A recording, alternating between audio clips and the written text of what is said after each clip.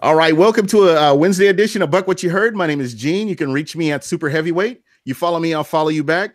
I am joined by my special mystery co-host, Brent Allen. How you doing tonight, Brent? What is up, everybody, man? It's like 3 weeks in a row, right back here on Buc What You Heard. Y'all get to deal with my smiling face all night long. All right, and my special guest tonight is Trevor Sikkema from Pewter Report. Trevor, how are you doing tonight? Thank you for coming on, by the way. No, I'm doing good, guys. It's good to be back here with you. All right. Hey, I'm going to jump right into this. This has been, in social media standards, the elephant in the room. I haven't publicly come down and talked about it, but I do want to address the whole Jameis Winston situation. Guys, this will be the only time that I will talk about this. Moving forward, it's about this team. It's about Ryan Fitzpatrick. It's about Gerald McCoy and all the other players that are trying to make this 53-man roster and improve from the 5-win team that we saw last year. And Trevor, I just want to say that you wrote an article prioritizing truth over defense in Winston's case, in finding Fitzpatrick's sweet spot. Great article, well written. And I think the Tampa Bay sports media has taken some lumps this week, and I think it's kind of unjust in my opinion. A lot of the guys that I follow, Greg Auman, Rick Stroud, yourself, Mark Cook, a lot of you guys do great work. The one thing that I appreciate about you guys is you're approachable. What kind of drove me towards doing a podcast is the number of times I've been snubbed by media people that, I followed or I respected. And, I just wanted, I wanted to talk about it. I want to interact with you guys. And, you didn't have it. And I wanted to be able to have a voice for people that, follow and listen. And, I try to get to their tweets and everything in their posts in the chat room. But I appreciate this article. Can you tell us a little bit about what drove you to writing this the way you did? Sure. I mean, like I was saying, normally these cover threes take me quite a bit of time. I mean, the Fitzpatrick part definitely took me quite a bit of time as we kind of went over his film. And we, like you said, we kind of looked forward ahead to, hey, sounds like Winston is getting suspended. So here's what the Bucs can look forward to with Fitzpatrick going over his couple games. But that first part where I was writing about Winston, man, I kind of just sat at my computer and went and just started typing. And that was a lot of my raw reaction to the previous 3 days before I wrote that. It was right after the outside the line reports came out where we got the third witness the third person in the car. We got his side of the story. Now we're seeing holes, this, that, and the other in certain other people's story.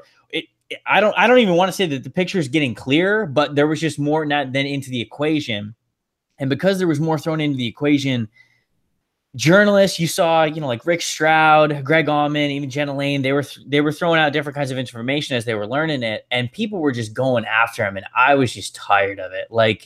I get it, man. This is the star quarterback of your team, and I get it too.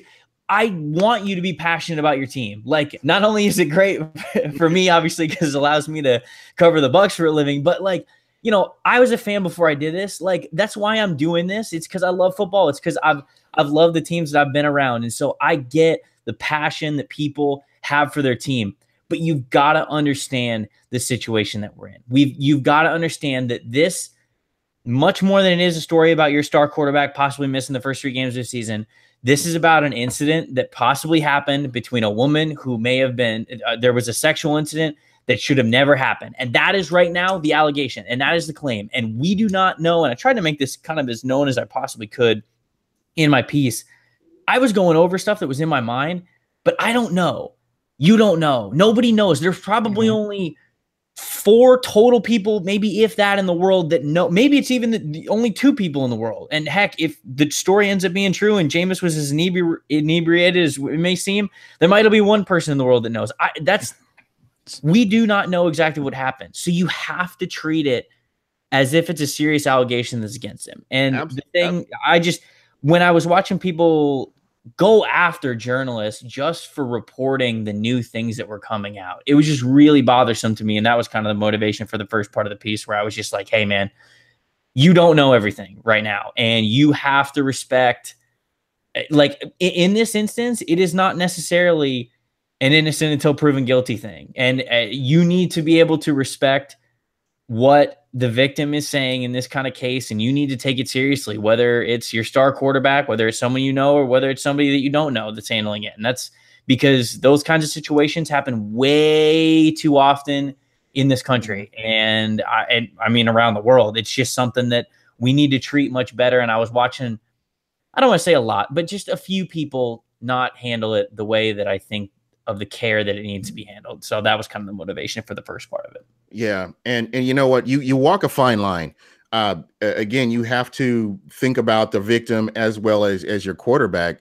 And, you know, you're right. We don't know what happened. You kind of have to go with whatever the investigation unfolds. And you know, until that time, you know, I'm trying to be as neutral about this as possible. And I will come on record and say, if he did do it, you know, hey, he deserves a suspension. Sure. You know, something should happen for this kind of behavior. However, if he didn't do it, you know, it's kind of sad that, you know, his reputation would be right. And the problem is that we've seen in the past that it's hard to trust the NFL like this. In a situation where you want to be able to trust the investigation as much as you can, and that's part of what goes into caring for these kinds of situations and these kind of allegations, the NFL is the one investigating it. It's not law enforcement. And we know the NFL has their own agenda in a lot of different ways. So this is frustrating. This is an extremely frustrating thing, because as of right now, if things stand and Winston just does not appeal this, and even if he does appeal it, but if he doesn't appeal it and things stand the way they are, we might never learn anything. We might never know. The NFL might just be like, yep, this is our process. We found you guilty of violation of the code. Not even, they don't even go out and say that he was guilty of the allegations that were brought before him. It's just that he was guilty of breaking the code of conduct somehow. And that could go into a multitude of different things with how the NFL treats it. And so that's very, very, very frustrating. Not only for Buccaneers fans, but also for people that want the truth in this, people that want justice, because there are tons of people. Look, man, Jameis Winston has this on his record. And this is something that I said in the article. He went through this at Florida State. This is not new to him. There are things that Jameis has gone through in the past where his name has been brought up in certain kinds of things. This is one of them. And this is a big deal. I get that it's his first time in the NFL going through this, but that does not change the fact that it was absolutely something he went through at Florida State. So if he cannot in any way, now what I'm really interested to see when the actual suspension comes out, Jameis is likely going to release obviously another statement, like an official statement. I'm interested to see what he says in the statement, because right now, the thing that's out there right now is that with this third passenger testifying his side of it, he's saying that there was a second Uber ride. And in Jameis Winston's first statement, never said that. I have no idea if he said that to the Buccaneers. That's for them to know, I guess. But again, this all goes into the perception of us as reporters, of you guys as readers, as people listening, as Bucs fans, whatever it is. A lot of people they want to know. They want to know what happened. Yeah. So but it's tough. It's tough when the NFL is the judging body, because we know that, one, their investigation is private, so we don't get to figure anything out unless something leaks. And two, the NFL's got their own agenda. So people can always say, hey, man, the NFL is just looking out for them. They're not even looking for the truth. And sometimes I can't argue with that. But it sucks in a really delicate situation like this, and an allegation like this, where we are put in this situation where you just want to know what happened. You want to know what happened. You want the right thing to be the outcome. You want the truth to come out. You want justice to prevail. But here we are. There's a lot of obstacles in the way. Yeah. And you know, I've been preaching for this for a long time. The NFL needs to put the disciplinary process to the side, to somebody independent of both the NFL Players Association and the NFL themselves. It takes away from sullying the name of the NFL if they get it wrong. This is based on an independent investigation. They have no dogs in the race, no horse in the race, and they can come up with a decision, and that's your decision. But like you said, it leaves a question in your mind just based on all the botched investigations since Roger Goodell's initiation in the NFL. There's been nothing but botched investigation after investigation, and you just can't say, hey, there's a clear cut, okay, he was right. Brent, let me get you involved in here. I do apologize. I have been hogging all this here. No, it's all good because I mean, I think Trevor's absolutely right. And I, everything notwithstanding, one thing I have heard pretty much across the board, kind of to what Trevor was just saying, is if Jameis is guilty, if Jameis did this, then we want justice to be served.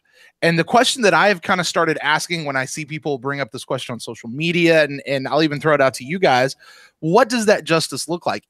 Is 3 games, and let's assume Jameis will issue some sort of an apology or something, like, is that enough? Is that justice? Is that enough to be like, okay, justice has been served, we're done, we can move on, let's move forward? Or are we talking the end of his career? Because we have certainly seen stuff like that, in and around our world whenever something like this comes up. I think that's what do we as the general public, I know what I would certainly like to see as a Buccaneer fan, but in general, like, what is appropriate justice? That because if he's guilty, we always have to put that caveat, right? Like, if he's guilty, what does that begin to look like, Trevor? Yeah, I think for every fan to kind of decide for themselves, really, because especially when you're talking about a case like this, I don't want to speak for somebody else, because there are people out there who believe that the accusation he had against him at Florida State was true. And so, like, if you think that is true, then if you look at this other situation, you're like, I'm not rooting for this guy anymore. I'm just not rooting for this guy anymore. And I think that's the thing, is that people are going to be on different sides of the fence. People are going to, just because, like you said, football as a profession and as a punishment is so subjective to each fan to, I guess, like, decide for themselves whatever they want to root for or not. As I said in the cover 3 piece, you are allowed to root for Winston. You are allowed to root for the Buccaneers. That is your fanship that you are allowed to have. But I would just say, as a warning, as a hint, some things are not as important as sports. Some things are more important than sports. Sure. And so when you're talking about kind of what does justice look like, I don't know. Because that's honestly not, I guess, really up for me to decide for people. I have what I would think, but I don't want to express that, obviously, at this time, certainly, because it's something that's ongoing.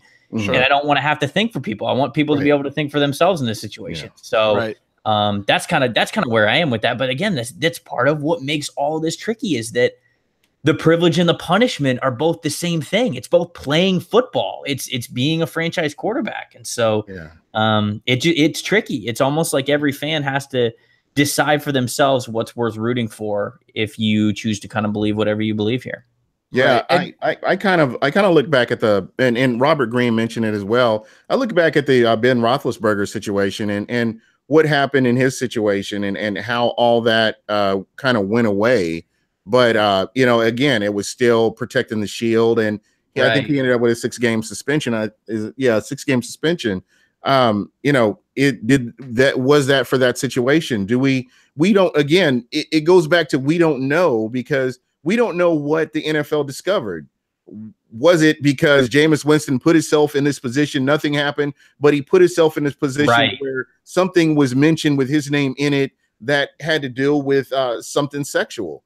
That alone right there, when you have a lot of women that watch the NFL, and if you just kind of brush this to the side, you have to deal with that kind of backlash. I just want to say, want to say really quick about Roethlisberger, because I saw this on Twitter, and obviously it's something that got a lot of traction.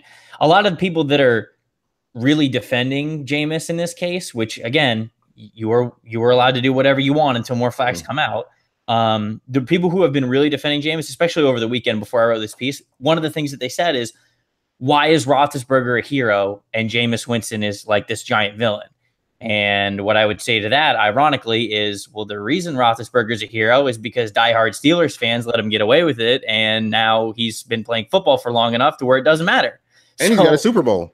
Like, it's the same thing. Like, right, Brett's holding up the W. It's winning, right? And so that's the thing. But it was because at the time, diehard Steelers fans were split on forgiving him, not wanting him there. This franchise ended up keeping him, and guess what? He wins football games. Now nobody cares. So if you want to ask what the difference is, I mean, it's the same thing with Ray Rice. There were Baltimore Ravens fans who wanted Ray Rice the camp after he knocked the daylights out of his wife. There were Ravens fans at training camp who were on camera saying that he should be there. He's their guy. They believe in him. And again, I guess people are entitled to whatever opinion they want. But if you want the answer to that question, why is Ben Roethlisberger praised when Jameis Winston's a villain?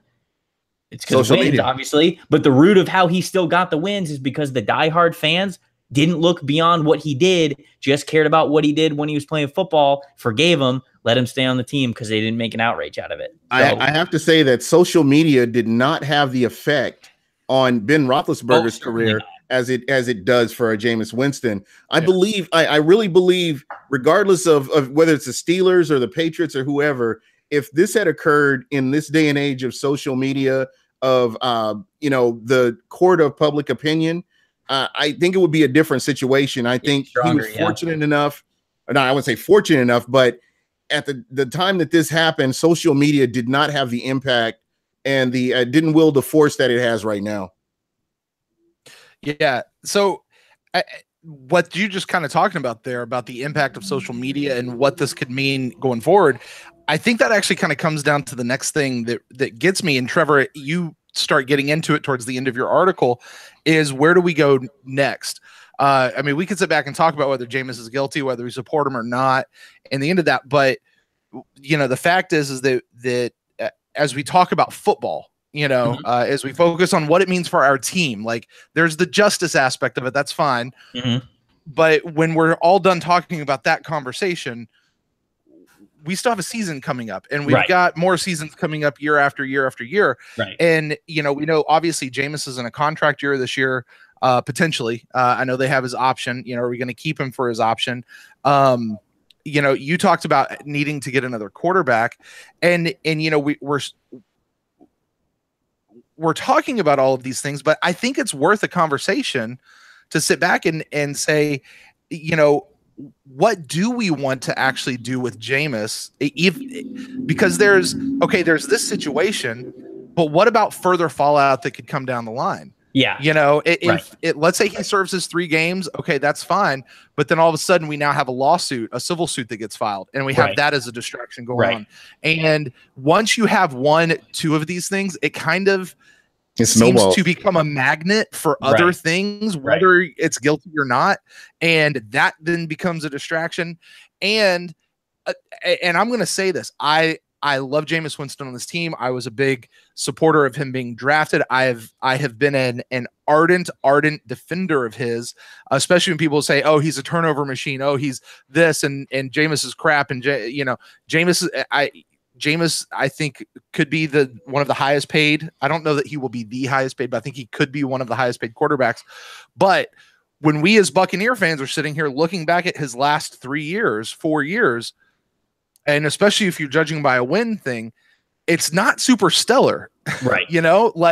Like objectively speaking, there's a lot of, we now have to weigh the risk versus reward here, I think, with Jameis. And if we start objectively speaking at it through a football aspect of what Jameis could bring to the table versus what he has offered and what he's put on the plate so far, he has 13 games, I think, this season to have a stellar season. Or, as you mentioned, I think we need to look for another quarterback. I loved what you said. I think it was last year, Trevor, of you probably should try to draft a quarterback every year anyway. Yep. I never had heard that. And once you explained it, I went, that actually makes a whole lot of sense to me. Because you need that competition. My draft philosophy is you draft a quarterback, a pass rusher, and an offensive lineman, hopefully a tackle potential offensive lineman every single year. You draft all 3 of them every single year. One of them, at least one of them, has to be in the top 75 or top 100 probably. But that's what I would do every single year. I'd pick up a quarterback because what's the worst that could happen?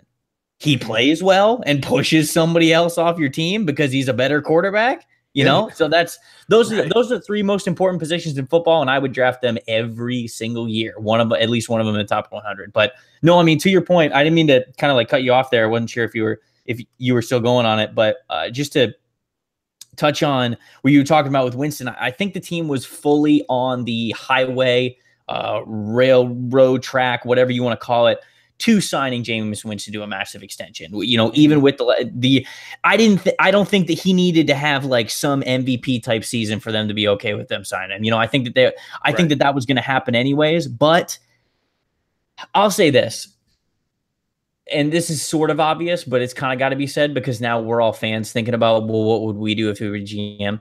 The Bucs know a lot more than us right now, and Absolutely. They're going to know a lot more than us for this entire situation. They're going to know exactly what Jameis Winston told them after the BuzzFeed article came out last November. They're going to know how and what Jameis Winston has told them from then until now.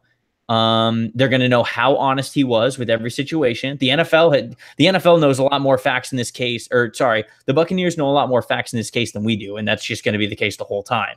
So in terms of like, can you trust Jameis Winston anymore? They know a lot more about that answer than we do. We can sit here on the outside and talk about what he went through at Florida State, talk about this case being here, talk about how the next time, if anything like this happens again, he's suspended for a year. We can say all of that. Even I brought up in the article, the biggest thing for me is if he lied, either by not mentioning the second Uber ride or just omitting it completely, because both of them are bad. So if he lied or tried to omit that detail from the Bucs the entire time, he's in trouble. He's in bad trouble. And the way that I put it is, it's cracked, and you can heal that bad boy back up, but there's still going to be the scars there. The scars are always going to be there if he lied in any way. That's a franchise quarterback and a franchise that now has a rift down the middle. And you can keep him, you can win with him, you can do all that kind of stuff, but it's always and forever going to be in the back of your head that he lied to you. So like cheating on a girlfriend. As long as he didn't do that, then we're talking about, yes, 13. He's got about 13 games to really prove himself going into that 5th year option. And then hopefully, I don't want to be talking about 2019 then and a big year for him. That's too long after he's been drafted to talk about, hey, he needs a big year. But I really did think kind of the path that Jameis Winston was all leading up to this year, to 2018. But unfortunately, we're not going to be able to see it in its totality. So, but he's got 13 games. We think, barring he doesn't get hurt. Yeah, exactly. Which, by the way, we've known that this was not just a possibility, but a strong likelihood that Jameis was going to miss some games this year. That's why they re-signed Fitzpatrick. It's exactly why they re-signed Fitzpatrick. Yep. They've been trying to get back to a 2-quarterback thing on the roster, it seems like, for years. And either due to injury or now this situation, they've not been able to. So, you're with that. And listen, Trev, if I may just, and Gene, you too, if I may, just for me, and I think kind of where I am at this point with what we know in the investigation and what we know as a fan of the Buccaneers, I've just kind of sat back and said, look, I'm going to roll with whatever decision the Buccaneers make. If they decide to cut ties with Winston, I'll go, I'm a fan of the team, so I'll roll with them on that. If they decide to keep Winston and sign him to some big mega deal, awesome. I'm glad Jameis is getting paid. Let's go out and win some games. I'm just going to go with him. Jameis is going to be my guy until he's not my guy anymore, which I know is really profound.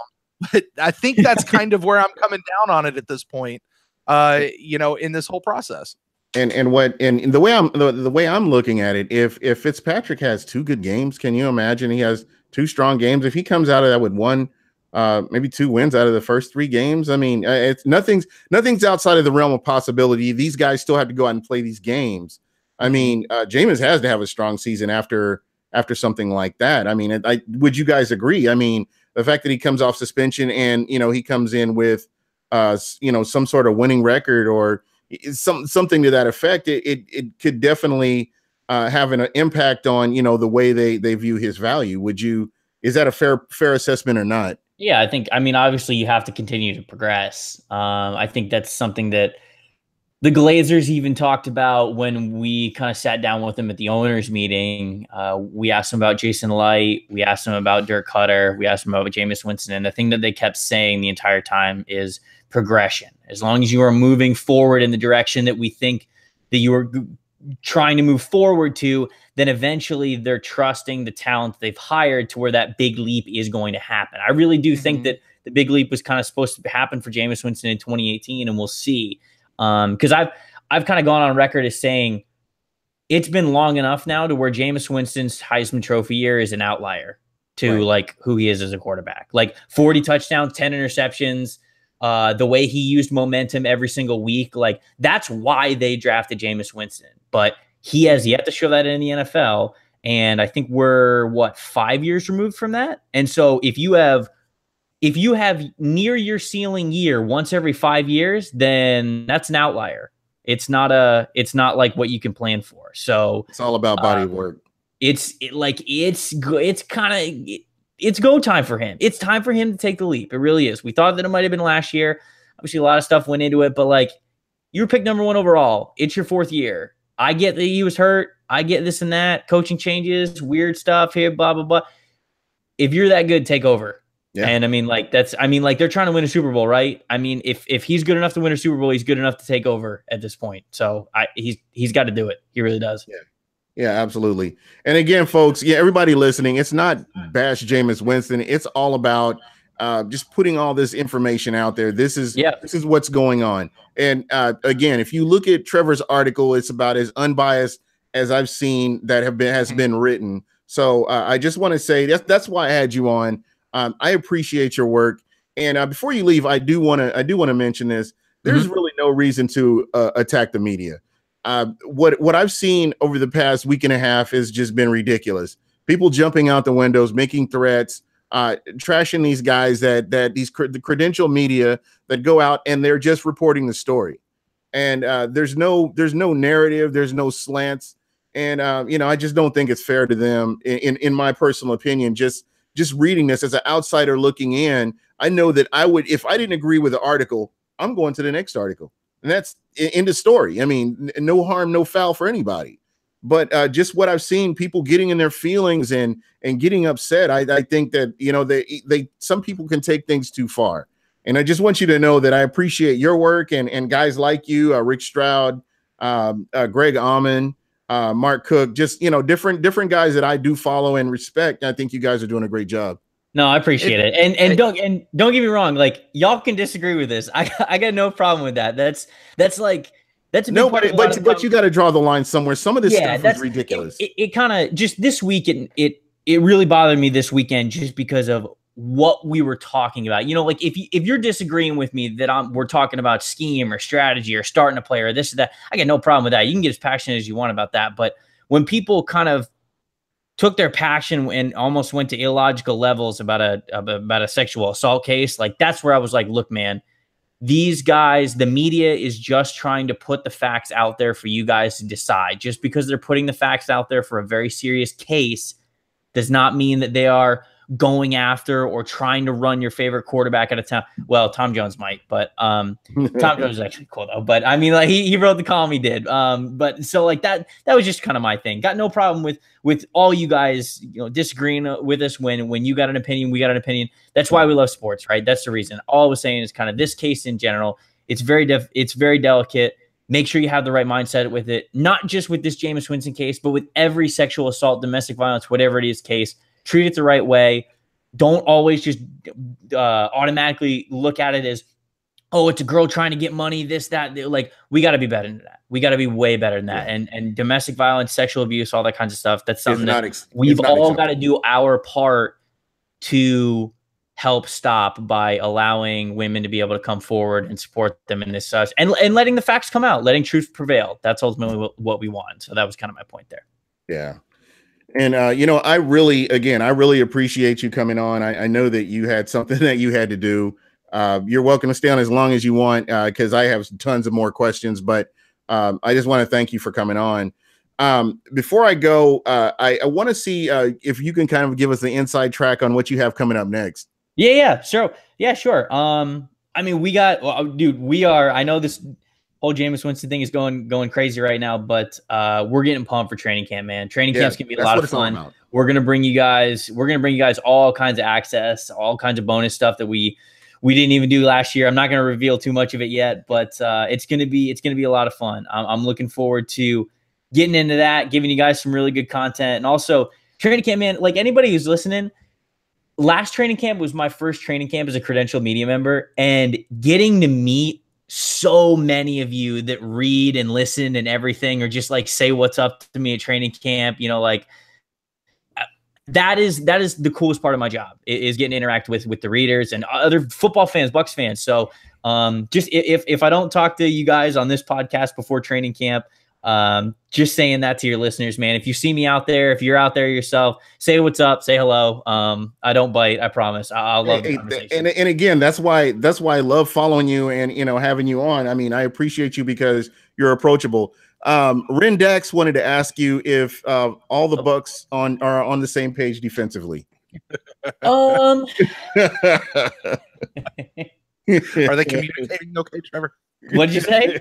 Are they communicating okay? Yeah. Is he talking about just the specific ones that he was asking questions to at the bowling event? No, I'm just kidding. No, the defense is, I'll tell you this, though, both sides of the ball, man, they're having a lot of fun. They're having a lot more fun than I saw them last year. Last year, they kind of looked like they were bought into the hype. They looked like a little bit of prima donnas-ish. Their practices weren't too hard. We've talked about that before. But this year, man, I know it's a cliche for players to say, like, oh, we're getting the most out of each other because we're pushing and competing, and a lot of times it's not true. It was true for minicamp, man. We saw some wide receivers get in the face of some corners, some O-line get in the face of some D-line, and the pads hadn't even come on yet. So there's definitely some pride in this unit, I think. Yeah, and again, this is a team effort, and you look at what the Philadelphia Eagles did last year. That just kind of lays hope out there that if you can play as a team, play as a unit, as they mentioned in 2016, play as a family, there's a lot that you can accomplish. And they got two of those Eagles on their teams now, so they know what it takes. Mm-hmm. That's right.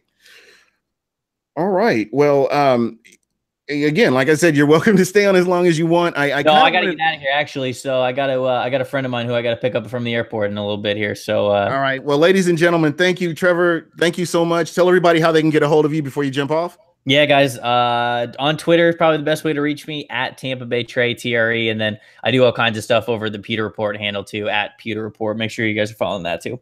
Absolutely. All right. Thanks so much for being on. And you will hear from him again. I'm going to try to get him on here again throughout the preseason and going into the regular season. Thanks a lot, bro. All right, guys. Thanks for having me. All right. He's a good guy. Yeah, he's great, man. I mean, that's, much appreciated to have somebody on that, you can really appreciate what he's talking about. So I wanted to kind of ask you, we kind of touched on this. I don't think that the rest of the team is getting the love that they really should be, in my opinion, because I mean, there's more to this team than just Jameis Winston. So, I kind of wanted to, oh goodness, let's see. You mean they're not getting the love, like as far as Jameis Winston being talked about or getting coverage or something like that? Yeah, just being covered. I mean, it's all about Jameis Winston right now. And I feel like I should look at you. Let's see, which way? This way? Oh, sorry. I should look at you this way. We can look like we're actually talking to each other. Yeah, there we go. Wait a minute. Brady here we go. Bunch. Right here. There we go. So, Gene. Yeah. Sorry. I just saw you moving the windows around. Yeah, I'm just sorry. I mean, just shuffling you around there a little bit. No, I just the team. This is going to be a very talented team this year. That 5 wins is not indicative of what you're going to see this year. I can guarantee that. And I expect my expectations are very high, regardless of who the quarterback is. There's a lot of other pieces to this team. And there are a lot of games that the Bucs will be in. And I wanted to kind of get your thoughts on that. Well, you talk about this is the most talented team that the Bucs have had. Let's remember, Dirk Cutter made that same declaration last year, that this was the most talented team that the Bucs have had, at least since, Jameis Winston got drafted. That was the conversation he was having with Jameis over the course of Hard Knocks, and we all felt the same way. Right. We wouldn't have had the hype last year if we had not all felt the same way. I got to tell you, though, I'm with you, because there seems to be something substantively different with this team. And and I don't like, when you look at the actual changes and the differences in the roster, outside of the defensive line, most of it is really the same. Like there's really one change on the offensive line, which is the addition of Ryan Jensen. Now that moves Allie over to the left guard. That's going to, and I think Allie's going to do great there. He's going to be next to Donovan. I think that's only going to help out Donovan being over there. We've got supposedly J.R. Sweezy, maybe Caleb Benenoch. Both guys have been around for a while. Supposedly DeMar Dotson's going to be back, and he's going to be in top form again, hopefully. So the offensive line, outside of the one change, that's still relatively the same. Wide receiver room, still mostly the same. The cornerback situation, it's still mostly the same. We traded Bobby McClain, but it seems like we got some upgrades. Linebacker, exactly the same.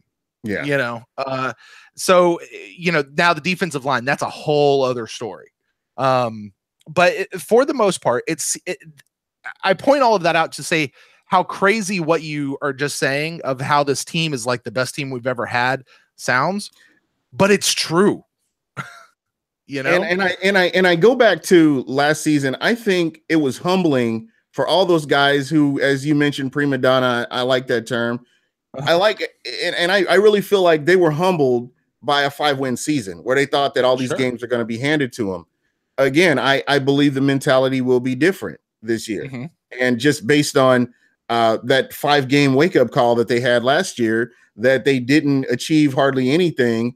With the talent that they had. So hopefully, this sinks in and it's something that they can build off of and take it into the season and make it work, Yeah. And I got to tell you, when I think about that defensive line and what that defensive line is going to look like, what that defensive line is going to mean for the linebackers in the backfield, the secondary, they're on the defensive unit. Man, I get the warm tinglies because I've said it on our show before over at the Pewtercast, and I'll continue to say that. Oh, and by the way, this is Brent Allen. For those of you joining, this is Brent Allen from the Pewtercast. I stole him, and I will return him. No, real Bucs stock writer. No, okay. Ren was like, "Hey, wait, why are you there? I'm jealous." But anyway, it's the defensive line we have now. Think about what we had last year. We had a starting defensive line, and then we had guys like Ryan Russell, Silver Salinga, a bunch of other guys you've never heard of before. Right. We got Will Clark, who, by the way, I'm not hating on Will Clark. I'm just saying we got him in the middle of the season because he was on the street. Usually you're on the street for a reason at that point. And he came in and had our biggest sack total of the, of all defensive linemen last year at 2. So yay for Will Clark. But yeah, there you go. And I like Will Clark. I really do. But so we had our starting guys, and then all these kind of, like we had our A guys, and then we had our D guys. Yeah. I feel like we have 2 starting caliber defensive lines right now between the starters and whomever the backups are going to be. Right. You know what I mean? And like, I am so excited for what this could mean. And I know that they're going to try to rotate these guys out, or at least that's what they're talking about. But I'm hoping that Buckner and JPP and maybe even Gerald McCoy start speaking up and be like, and maybe the Super Bowl guys, Vin Curry, Bo Allen, they go, no, we're not rotating. Just leave us in the game. We'll keep playing, because players want to play, you know what I mean? Right. Absolutely. You're hungry. You want to be out there. I want that attitude. I want that attitude. And you know what? If they start sucking and they can't handle it, then get their butts out. But as long as they're playing, let them play. Yeah, there you go. You can't go wrong with that. Somebody else was talking about the running game. Again, just paying attention to the running game. I know that Doug Martin's gone. You've got 2 new. I wouldn't say new, but you got 2 guys that could tote the rock, and one of them could be 1,000-yard rusher. You never know. Anything is possible. So I mean, with Peyton Barber and Ronald Jones, you just you never know.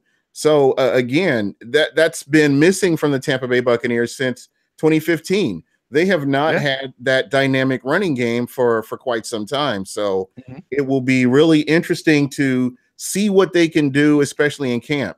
And again, these guys are rookies. You know, Ronald Jones is a rookie. A lot of these players that have been brought in are rookies. So, you know, kind of temper your expectations on, you know, what could happen. But, you know, there's a lot of upside to a lot of these kids. Right. And I mean, you look at it. So Peyton Barber, I think he's going in. I think this is his third year. You know, so he's had 2 years of really getting to learn. Had a great end of last. I mean, he basically stole Doug Martin's job from him. Not stole, earned it. Yeah, he beat Doug Martin out and said, "This is my job."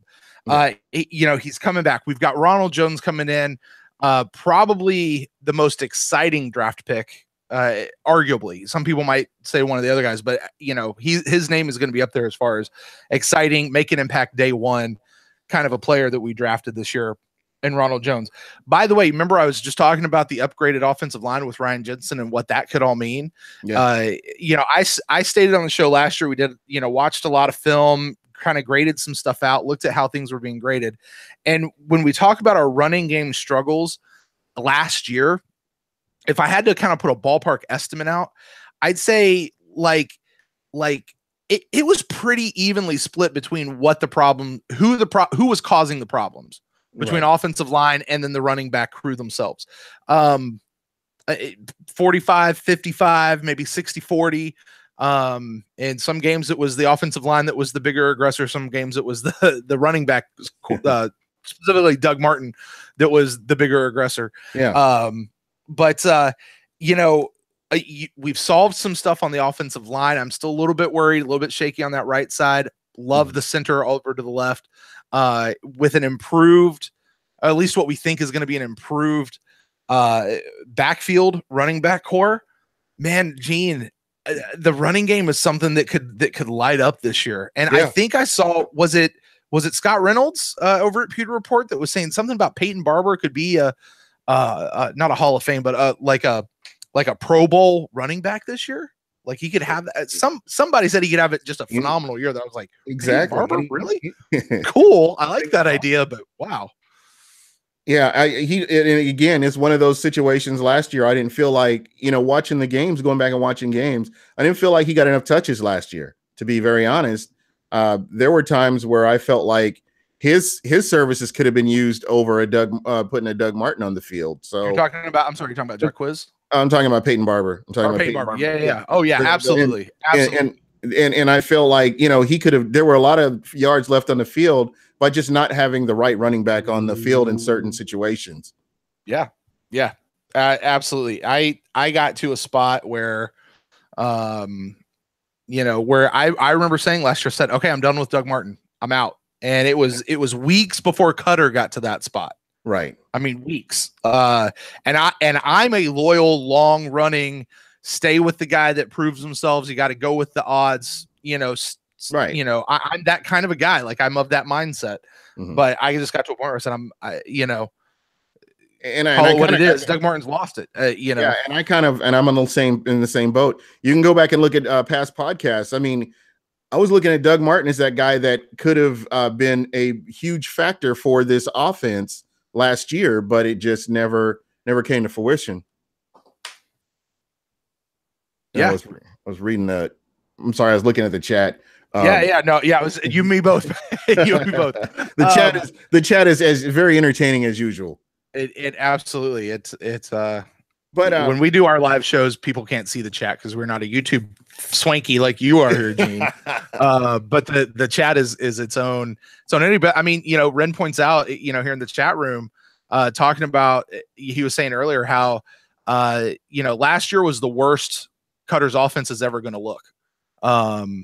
You know, his offense is just going to keep getting better. It's really up to the defense this year. And I think he's right. You know, in that improved run game, you know, on offense, man, it's that red zone. I saw it in the preseason last year. I called it out in the preseason last year. They've got to get it. They've got to be able to finish these drives. Yeah. And the running game will help. No, I mean, remember, Mike Allstott, let's go back to that, right? Because we always harken back to the 2000s or the late 90s. You punch the damn ball in the end zone. Right. It's what you got to do.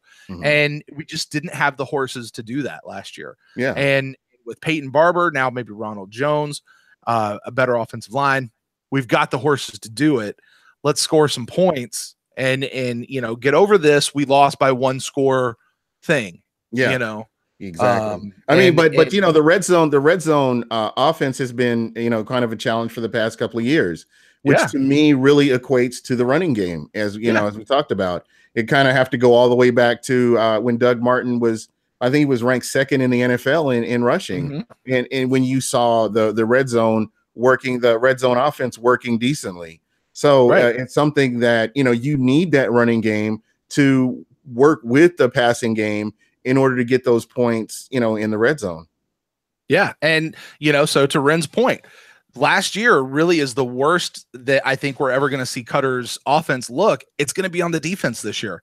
Can the defense hold? Can the defense stand? When Jameis hands the ball over to the defense and says, okay, guys, we're up by 3, hold them.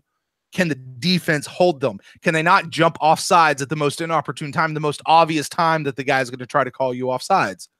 Hello, the guy that I think I'm going to start calling him the former player who shall not be named. But you know what? We can go all the way back to 2012 and even before that. And we saw times where whoever the quarterback, whether it was Freeman, whether it's Glennon, whoever, they may have had that lead going into the fourth quarter. Somebody's talking about the point should have been scored throughout the game. That may be true, but at the defense's job is to get the offense off the field at third down. That's their job. And if they've got a lead, that makes their job equally important or even more important, being able to stop the offense and get them off the field. That's what you need to be doing. And look, guys, here's the truth. Games are won and lost in the fourth quarter. You don't win a game in the first quarter. You don't win a game. You can have a crappy first quarter and you can come back and totally win it in the fourth quarter. You can have an amazing first, second, third quarter and then blow it in the fourth quarter. The fourth quarter is where it's won and lost. The fourth quarter is where you got to show up, and they're right. We need to be scoring the points all the way through. We need to be stopping them all the way through. But when it really counts, when the game is really on the line, we're talking about the fourth quarter.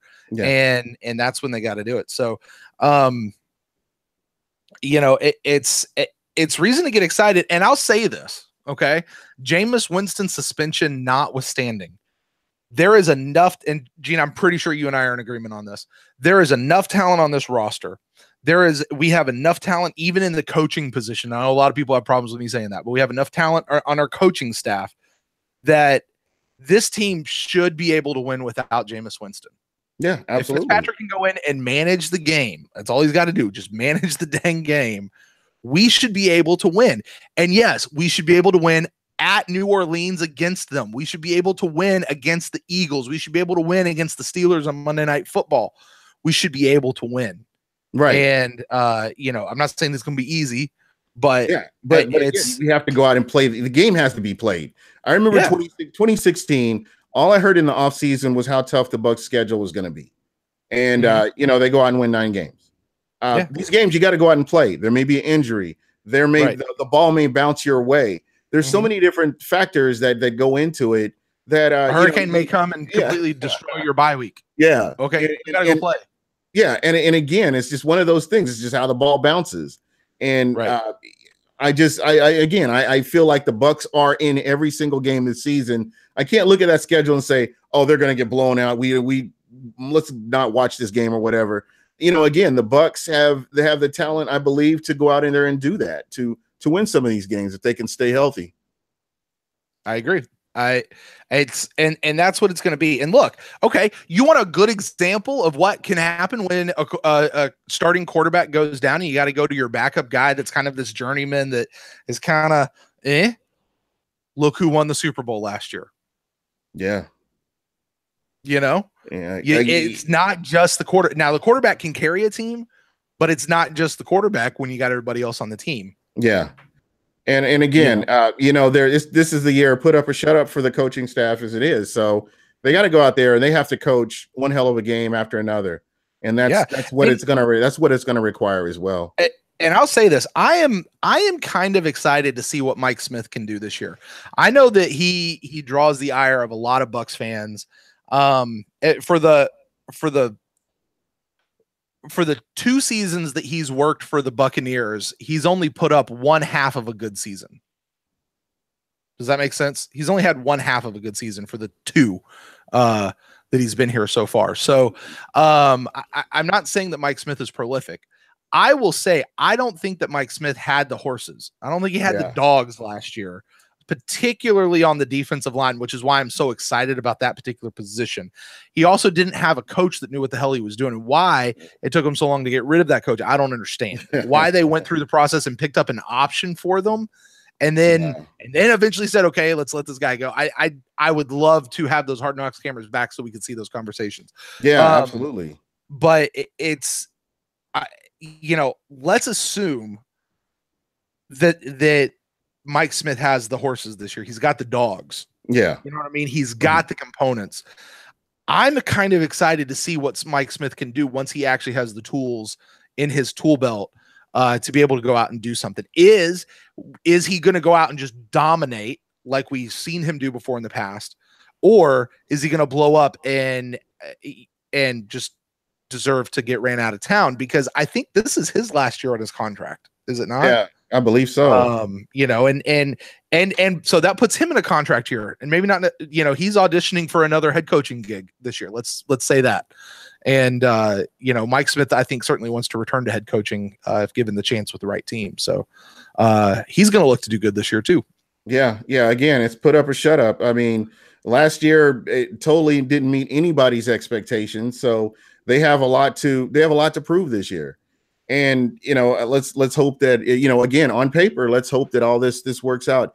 Jay Hayes is the NFL's nepotism. He's known as Lewis and Cutter since he was a kid. Yeah. Wow.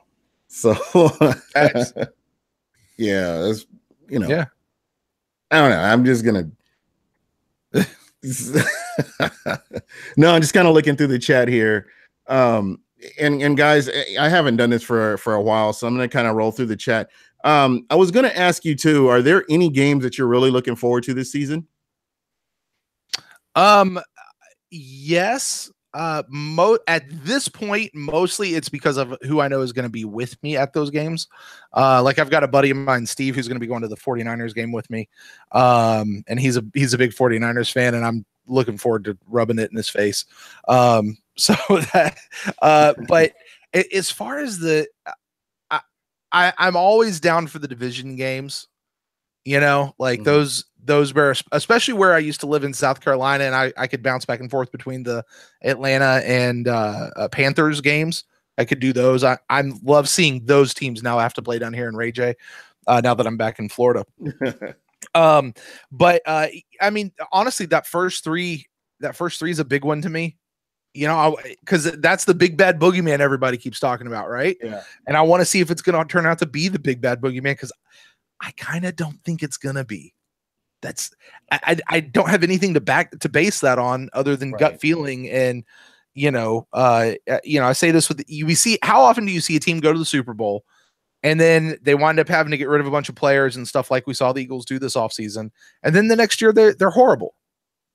Yeah. And we're basing the idea of hard on these team schedules or what they did last year. Yeah. But last year's team is not this year's team. So you have to look at draft picks, free agents, losing superstars. There's a lot of different components that go into what a team is going to look like from one year to the next. Yeah. And the big thing to me is the Bucs have to go out there and play. They have to play their game. They can't be worried about, oh, this guy's on this team. They have to go out and say, okay, we're going to game plan for this. We're going to stick to the game plan, and that's what we need to do. That's what it should be about. And that's kind of how I'm approaching this season, especially with the schedule the way it is they have to go out and play, and they have to be consistent, and that's going to be a huge part of it, being consistent. Yeah, and I'll tell you something. You talk about the schedule. Here's what the Bucs can't afford to do. They can't afford to go easy in the first part of the season and then try to turn it on later in the season. You know what I mean? Like, they need to get hot at the right time, which is typically going to be towards the third quarter of the season and into December. But like, they can't, everything notwithstanding, if they go into the end of the first quarter at 1-4 or 0-4, like, that's a hole they now have to dig themselves out of. Yeah. And you know what I mean? You're really sick of seeing that, where they struggle in the first half of the season. Right. So, they really, it's probably, outside of a Super Bowl trophy, it's probably the best thing that I remember from the John Gruden era is you got to look at the season in terms of 4 quarters and go out and win each quarter. However that breaks up. If you go 2-2, you go 3-1, if you go 4-0, that's awesome. But you just try to win each quarter. Right. And, so you look at that. I mean, I'm kind of looking through the schedule here right now. And while you're looking at that, Robert Greene made a really good point, and I totally agree with him. The Bucs they could have beaten everyone on the toughest challenges they faced last season, and he said it's no different this season. Yeah, I definitely agree. If the Bucs do not go with the level of talent that they have on this field, I understand that this is still preseason. I will be very disappointed if they do not at least fight for a playoff spot this year. I think that there's nothing outside the realm of a possibility here. I'm sorry. They've been building this team for 5 years now. Yeah. And, you have to start showing some kind of productivity off of that. It is. And while I don't want to sit back and just be like, we're not really going to make the playoffs, because I'm with you. We ought to be able to fight. And you know what? I mean, God, last year, 3 of the 4 teams from the NFC South were represented in the playoffs. Embarrassing. The division that but Gene, I mean, yes, last season was embarrassing. We went 5-11. That's embarrassing in and of itself. But think of what that means about the division. Yeah. There is, I mean, it is impossible to have all 4 teams from a single division go to the playoffs, right? Like, it's utterly impossible. It doesn't matter if the worst team of your division is still better than the team that won a different division. That other team's going to get in before your team. Right. So maybe there's an issue with the playoff bracketing they need to fix. Well, you got to consider too, the Falcons and the Panthers went to represent the NFC in the Super Bowl. So, I mean, that really tells you about this division, kind of to back up your point. Yeah. So, you look at that and you sit back and you say the division we're in is really phenomenal. And I think what we just have to realize, if we haven't realized it already, maybe I'm just kind of reminding Bucs fans, guys, our division is a dogfight, an absolute dogfight. And we have consistently come in as the dog that's already a little gimpy, the dog that's already a little lame, as Buccaneers. And it, it kind of that whole, like, what do you got? It's not the size of the dog in the fight, but the fight of the dog in the heart, or what? You guys know what I'm talking about. Yeah, exactly. These guys got to go out and take it. Yeah. It's there to be taken. This team this year could sweep the division, the entire division. They could do it. They can. I'm not saying they will, but they could. Yeah. You know what I mean? And my God, that'd be awesome. But, you're right. They need to compete. They certainly first compete for the division. But there's 2 wild card spots, 2 of them. Yeah. And, I think even in talking about this, I might be getting a little sick of but we play in a really tough division stuff. You still got to go out and play, man. I mean, listen, you face this team twice a year, each team twice a year. You should have some idea of, what needs to be done to win. I mean, is that reasonable to think that way? Listen, no, it's 100% reasonable. And again, I say you can still get 3 teams from your division into the playoffs. So, if we're the best division in football, all we got to do is be better than than one team in our own division, and we should be in, right?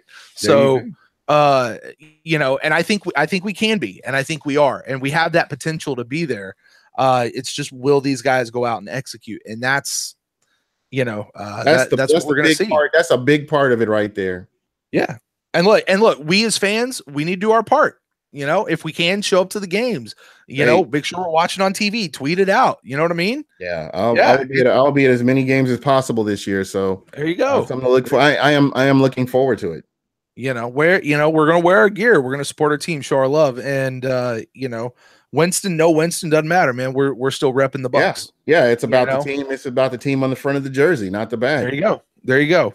With yeah, absolutely. And that sounds a little, but it's true. I mean, I think the next jersey, if I ever got another jersey, it would have my last name on it, because there you go. You already know that person isn't going to leave this team, and that's kind of, unless he dies or something. But other than that, he's not going to leave that team.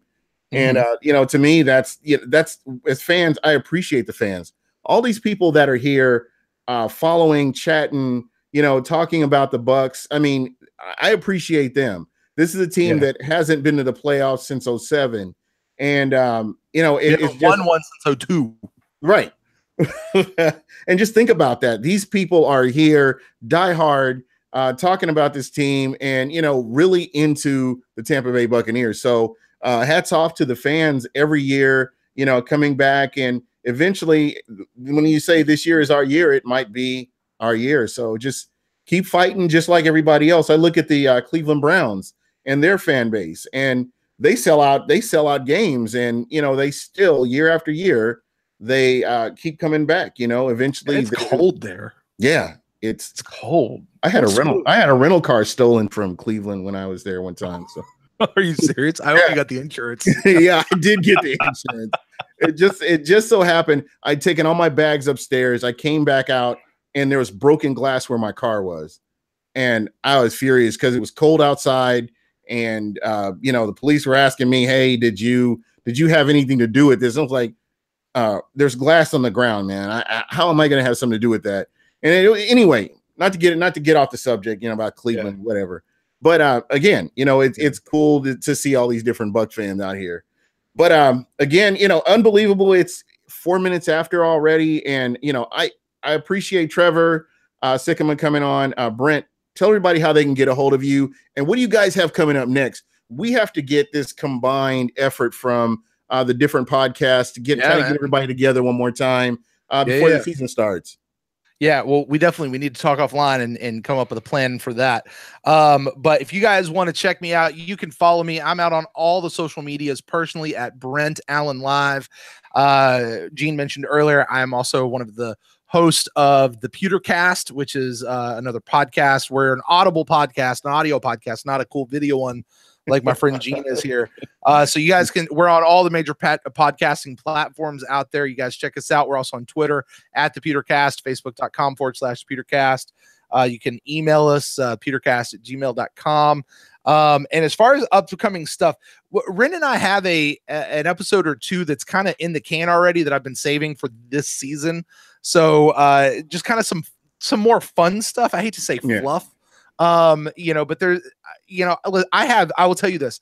I have zero intention of spending the entire month of July talking about Jameis Winston.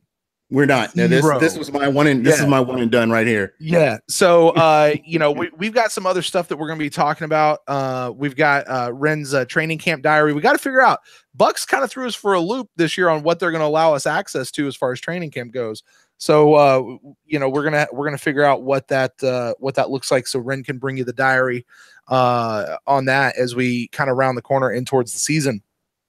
So we have that going on, and then just for whatever it's worth, I just want to throw it out there because it's still brand new. Ren and I have actually started a second podcast that has absolutely nothing to do with the Buccaneers. It's all about Star Trek. If you guys want to check that out, it is also on the podcasting platforms. Should do movie reviews. Dude, let's do it, man. I'm all for it. Star Trek, The Essentials, where we only take a look at the essential viewing episodes of Star Trek. We skip all the bad ones. So you guys go check it out. I really like how this podcast is coming together. Some of the topics we're getting into. I've become more convinced that the world needs more Star Trek more than ever, given what we've the territory we've been diving into. So you guys go check that out as well. But for all Bucs stuff, man, it's all the Pewtercast. And that's what we got going on. These guys are great. The Bucs podcast community is awesome. You see Pewter Report. I've had What the Buck on, Derek, old school. Man, I need him back, man. I know Yeah. he's been out traveling, he's been out working. Yeah. He doesn't do a whole lot of off-season stuff, but you know, it's time for the Godfather to come home, you know? Yeah, that's right. Yeah, I think he's on his way back, or at least I hope he is. You know, for me, you can reach me at super heavyweight, and I want to apologize to anybody that was following me. So I kind of lost my cool today. Somebody posted something that was like didn't have any place. And I normally do not go in on people. I usually let people, if you have stupid comments, you know, you can post them. I'm just, you know, I'll just keep going. But there are sometimes that things just kind of get ridiculous. And I do apologize. I try to just kind of bypass. If I see it, I'll try to scroll through next time. But, you know, those things happen. You can reach me at super heavyweight. You follow me, I'll follow you back. I love talking football. Starting to get back in the NBA a little bit, not so much, but I'm working on that. And there will be a Rendax celebrity roast, I promise you. This is something that I've been working on. And I know Ren is nervously keeping an eye on this. Nervously, I should say. And I do see that I do see the posts, and I do see the gifts from time to time. But yeah, there will be a celebrity roast, and he will be the main course. So look for that. I will definitely be talking about that. The Gene Thomas, or excuse me, Buc What You Heard official beer for the NFL season should be getting kicked off here very shortly. The first round, we're looking at Modelo versus Corona, and we'll see how that all goes, and we'll just kind of move on down the line a little bit. Got to start small. Yeah. It's not my two favorites, what you just said there. Not, but my, you know, I would not say that I have the world's most refined beer palate in the world. So, man, hey, I'm looking forward to this roast. It's I gotta tell you, and you gotta we have to come up with the most memorable moments for Ren. He kind of brought this on himself, but you know, again. Yeah, listen, I don't want to dive too much into it, but I'm seeing what's happening in the chat room, and to Robert Green, I just want to say, right on, dude, I'm with you. The chip 100%. Carrier.